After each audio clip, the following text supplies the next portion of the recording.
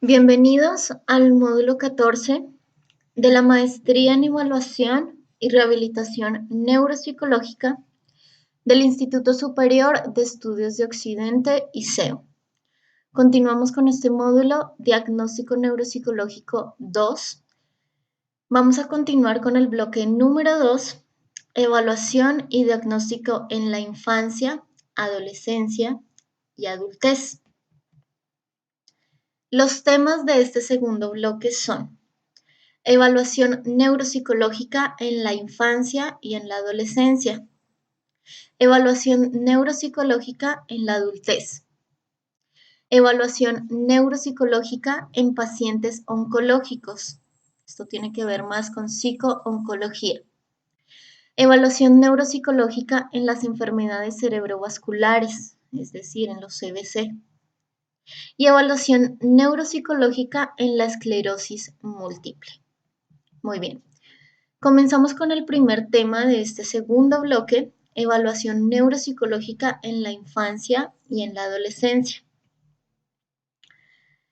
Muy bien. El modelo neuropsicológico del cerebro adulto no es extrapolable al cerebro infantil. ¿Por qué? El cerebro infantil está en vías de desarrollo y por tal razón presenta características diferenciales, como lo es una mayor plasticidad cerebral. Por lo tanto, la neuropsicología infantil va a presentar una doble trayectoria. Esta doble trayectoria se va a orientar tanto al estudio de los procesos neurales que van a subyacer la conducta infantil, como al estudio funcional o la clínica del daño cerebral del infante.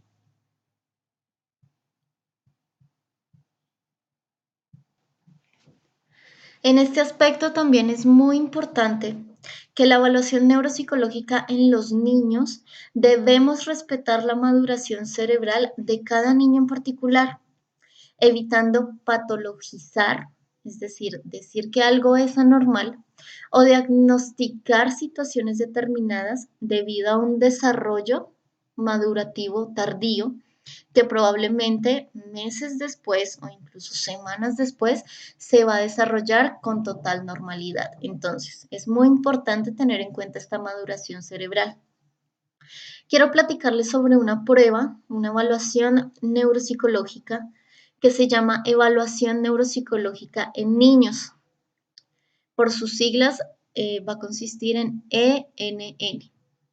Esta evaluación es considerada como una prueba complementaria en cuanto al diagnóstico médico. Esta prueba se va a encargar de medir la funcionalidad del paciente en relación con esa patología o con esa lesión cerebral. La elección entonces de una batería neuropsicológica apropiada se va a realizar atendiendo a diversas variables en cuanto a la edad, el grado de afectación del niño y la finalidad de este estudio. Aquí tenemos la EN, como les decía anteriormente. La EN pretende obtener un perfil de capacidades en donde aparecerán los puntos débiles y fuertes cognitivos de cada niño, siendo esperable que sea compatible con una alteración neurológica detectada. La EN se va a realizar de manera individual a través de 3 vías. La primera vía va a ser la anamnesis, como ustedes sabrán, la historia clínica infantil, que pues por supuesto se va a hacer a través de su cuidador o cuidadora principal. Se va a realizar también a través de la observación clínica de nosotros como profesionistas. Y por último, se va a realizar a través de un conjunto de pruebas psicométricas, pruebas neuropsicológicas estandarizadas, en las cuales pretendemos evaluar aspectos como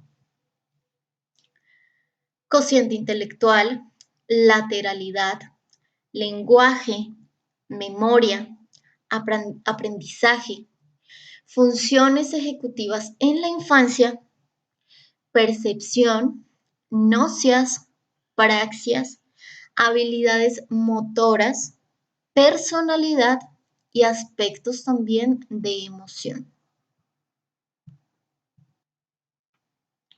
Muy bien. En este aspecto de evaluación en la infancia es importante que ustedes tengan en cuenta que ustedes van a encontrar un repertorio más amplio de pruebas específicas en la infancia en próximos módulos. Por lo pronto les puedo decir que aquí en México también tenemos la ENI, la evaluación neuropsicológica infantil, que es una materia muy completa, muy general, para evaluar distintos aspectos de la cognición en la infancia. También vamos a tener pruebas como la BAMPE, que se va a encargar sobre todo de las funciones ejecutivas a nivel preescolar.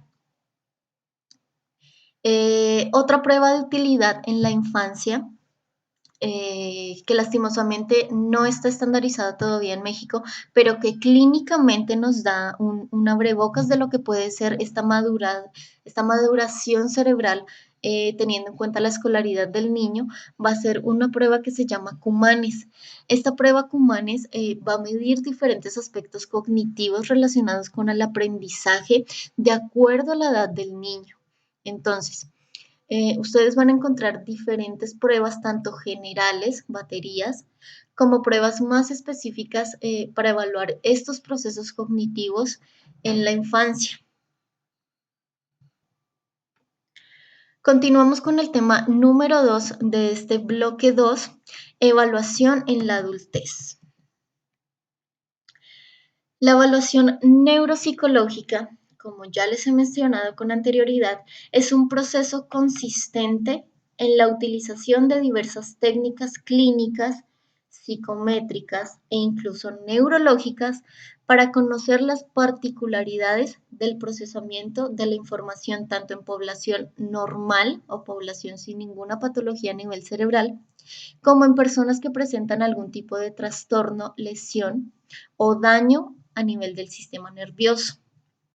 Por tal razón, los instrumentos se pueden dividir en dos clases.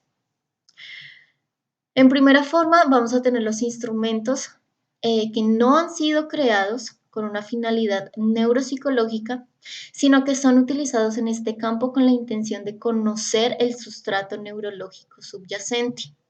Y por otro lado, vamos a tener los instrumentos que han sido creados con ese propósito de nivel de medir cada función cognitiva y compararla con ese desarrollo de la cognición en una población parecida a la de nuestro paciente. Muy bien. Al igual que en la evaluación neuropsicológica en niños, hay muchísimas baterías neuropsicológicas, fundamentalmente para evaluar el estado cognitivo en el adulto.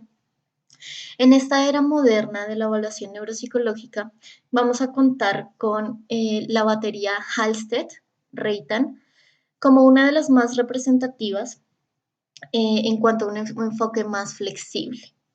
¿Qué quiere decir un enfoque flexible? Esto va a implicar una selección de un conjunto de pruebas que se van a adaptar a los problemas y las necesidades específicas del paciente al que nosotros vamos a evaluar. También vamos a tener una batería neuropsicológica, la de Luria, que también es muy representativa. Este tipo de baterías nos va a permitir tener una definición del perfil de las capacidades que están preservadas a través de instrumentos adecuados, válidos y fiables para establecer el programa de rehabilitación neuropsicológica específico para cada persona adulta.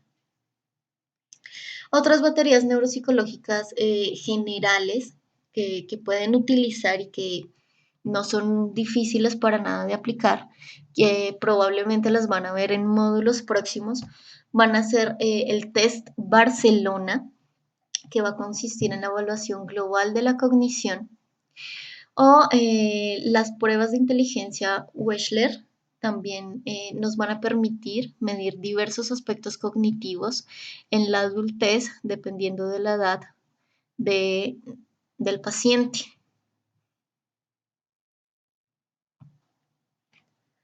También es importante que ustedes tengan en cuenta que a través de esta evaluación nosotros vamos a definir el perfil de las capacidades que están preservadas, así como determinar el grado de influencia de estas actividades en la vida diaria del paciente. Por tal razón, como les mencionaba anteriormente, es muy importante contar con instrumentos adecuados, válidos y confiables que nos permitan obtener un perfil claro neuropsicológico a partir del cual se va a establecer un protocolo de rehabilitación neuropsicológica, que pues es la finalidad también de realizar un proceso de evaluación. Continuamos con el tercer tema de este segundo bloque, haciendo referencia a la evaluación en pacientes eh, con algún tipo de problema oncológico, de diagnóstico oncológico. Los déficits cognitivos o los síntomas más frecuentes en pacientes con tumores a nivel cerebral son principalmente enfocados en la atención, en la memoria y sobre todo en las funciones ejecutivas. Estas alteraciones van a impactar de forma negativa en la calidad de vida de estos pacientes y asimismo en su incorporación a su funcionamiento en la vida diaria. En los últimos años se han venido desarrollando programas de rehabilitación neuropsicológica específicos para pacientes adultos con tumores cerebrales y se han obtenido resultados positivos. Estos programas de rehabilitación neuropsicológica de los que les estoy comentando, ustedes los pueden buscar a través de diferentes artículos científicos, libros, también hay muchísimos sobre neuropsicología y oncología para que ustedes realicen una búsqueda sobre estos temas. Si les es de su interés este tema de la psicooncología. Por otro lado, como recomendación, las intervenciones que nosotros hagamos sobre este tipo de pacientes con tumores cerebrales deben incluir también técnicas de psicoeducación tanto al paciente como a su familia y debe principalmente incluir también estrategias de recuperación de los diferentes aspectos del procesamiento de la atención. También debe incluir estrategias de recuperación de los procesos de las funciones ejecutivas específicamente a nivel de planeación y organización. También se le debe dar al paciente técnicas compensatorias para la función cognitiva de memoria.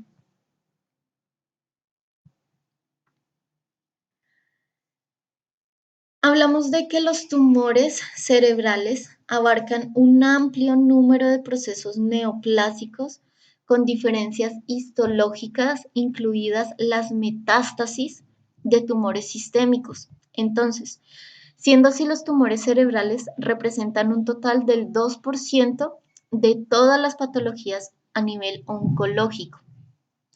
Una de las manifestaciones clínicas más frecuentes en este tipo de pacientes son los déficits cognitivos, los cuales van a estar asociados a una elevada morbilidad y a una negativa en su calidad de vida diaria. Entonces, tenemos en cuenta de que además de la enfermedad como tal que está padeciendo este paciente y además de los procesos de recuperación, quimioterapia, radiación que está pasando por este paciente, también va a tener declives en diversos procesos cognitivos. Y según diversos artículos científicos, ustedes se van a dar cuenta que estos problemas son los más importantes o los que causan más afectación tanto en el paciente como en su cuidador. Entonces va a ser un paciente que va a tener cambios conductuales, va a ser un paciente que va a tener problemas en la memoria. Entonces, todas estas fallas cognitivas son las que más van a afectar, aparte de la enfermedad, al paciente y a su calidad de vida. Se han diferenciado dos tipos de patrones sobre estas alteraciones que pueden estar presentes a lo largo de la enfermedad. Por un lado, vamos a tener un daño cognitivo global, general o difuso, de gravedad leve o moderada, que va a estar relacionado con un amplio número de síntomas asociados al efecto de masa de la lesión y a una rápida velocidad de crecimiento del tumor, incluyendo crisis epilépticas. Por otro lado, va a haber un daño cognitivo específico, el cual va a estar relacionado específicamente con la topografía anatómica de la lesión cerebral y que va a estar más presente en pacientes, digamos, con un glioma de bajo grado.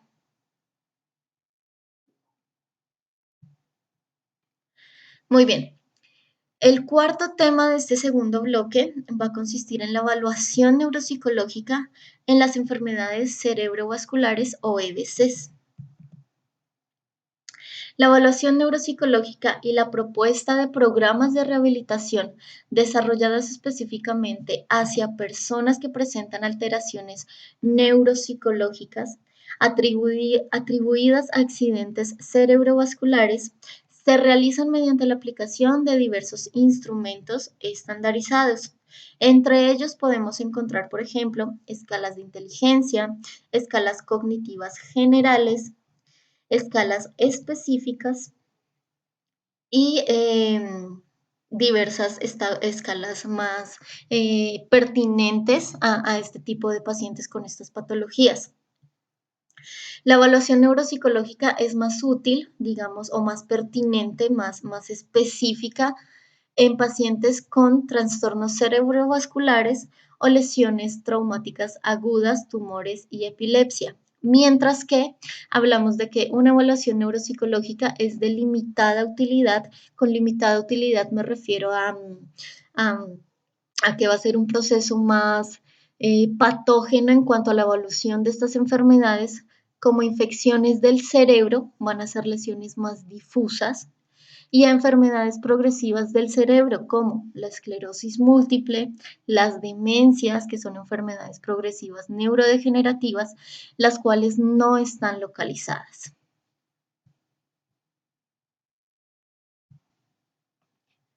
Tenemos en cuenta también que no todos los trastornos o alteraciones o patologías son igual de susceptibles de desarrollar una valoración neuropsicológica.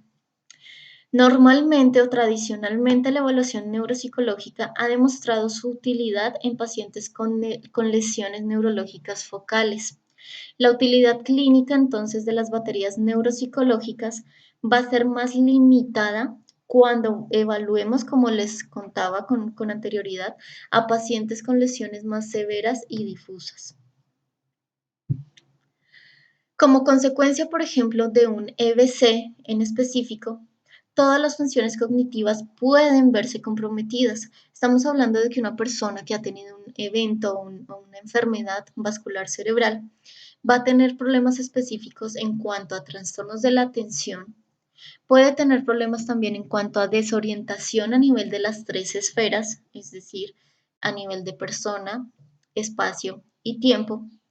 Puede también desarrollar diferentes tipos de agnosias, trastornos del lenguaje, alteraciones de memoria e incluso puede esta persona desarrollar trastornos a nivel psiquiátrico que pueden ser primarios, es decir, como consecuencia directa del daño cerebral, o secundarios, provocados por el impacto psicológico de la enfermedad cerebrovascular que se está viviendo en el paciente.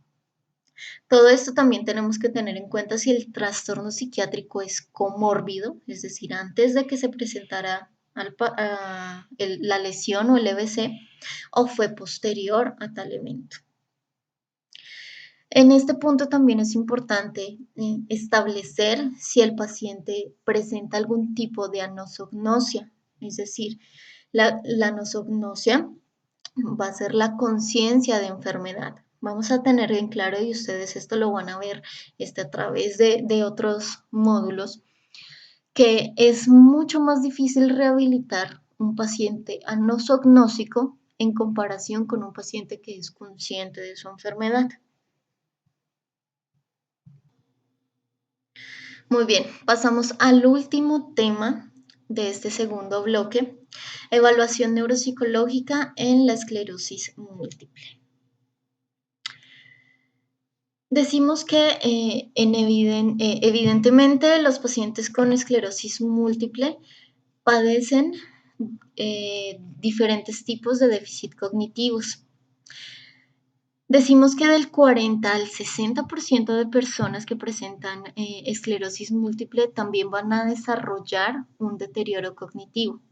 Estas alteraciones van a ser un problema para los especialistas de la salud por dos razones. En primer lugar, por el impacto que van a ejercer sobre las actividades de la vida diaria e instrumentales de la persona. Y en segundo punto, porque va a provocar una disminución en su calidad de vida en general de los pacientes, en su vida afectiva, en su vida social, en su vida laboral, en su vida emocional. En cuanto a la esclerosis múltiple, se habla de que hay un patrón subyacente, pero no es un patrón homogéneo. De igual forma, se logra observar. Se observa un perfil subcortical con un déficit específico a nivel de memoria reciente. Se va a ver afectada también la atención, la velocidad de procesamiento de la información, las habilidades visoespaciales y también las funciones ejecutivas. En el ámbito clínico van a existir las escalas de discapacidad, los cuestionarios o los test de screening y las baterías neuropsicológicas completas. La esclerosis múltiple es la primera causa de discapacidad neurológica en los adultos jóvenes. Es el trastorno desmielinizante más frecuente a nivel del sistema nervioso central y es muy representativa por una elevada complejidad que puede alcanzar la expresión clínica de diversas enfermedades neurológicas. En algún momento de la evaluación de la evolución de la esclerosis múltiple, alguna de las variadas formas con que se presenta de forma aislada o asociada junto con todos los signos y síntomas neuropsicológicos. Los síntomas en estos pacientes pueden cambiar a lo largo del tiempo y van a provocar un gran impacto en la calidad de vida. Estos síntomas se pueden dividir en tres grupos. Los síntomas primarios van a estar causados directamente por la desmielinización dentro del cerebro y a nivel de la médula espinal, es decir, el paciente va a sentir debilidad, fatiga, espasticidad, ataxia, temblor, trastornos a nivel de esfínter, alteraciones cognitivas, disfunción sexual y dolor, entre otros. Los síntomas secundarios, el paciente va a presentar contracturas, úlceras y puede que presente osteoporosis. Mientras que en los síntomas terciarios, el paciente va a tener indudablemente consecuencias sociales, consecuencias psicológicas, emocionales, debido a los síntomas primarios y secundarios. Estos síntomas terciarios, ¿cuáles van a ser? Depresión, problemas a nivel laboral, problemas de relaciones con el prójimo, relaciones afectivas, relaciones familiares, relaciones sociales. Vamos a tener en cuenta que hay ya baterías específicas para la evaluación de la esclerosis múltiple. Esta batería no es neuropsicológica, pero es importante que ustedes la tengan en cuenta porque es muy usada para el diagnóstico temprano de esta enfermedad y es la Expanded Disability Status Scale. Es considerada la escala más difundida y familiar entre los especialistas en esclerosis múltiple, pero como les comentaba, no incluye una valoración cognitiva. Para evaluar la esclerosis múltiple también se utiliza mucho una prueba que es el PASAT y es una prueba sensible que evalúa específicamente dos componentes, pero se puede componer en cuatro también, que es la memoria de trabajo y la velocidad de procesamiento. Sin embargo, también este PASAT evalúa el cálculo y la flexibilidad cognitiva. Acuérdense que la flexibilidad cognitiva va a ser una de las funciones ejecutivas que va a estar mayormente alterada en este tipo de pacientes. Muy bien, esto sería todo en este segundo bloque del módulo 14. Espero haya sido de su agrado. Por favor, no duden en plasmar cualquier tipo de pregunta que tengan a través de los foros o de mensajería directa.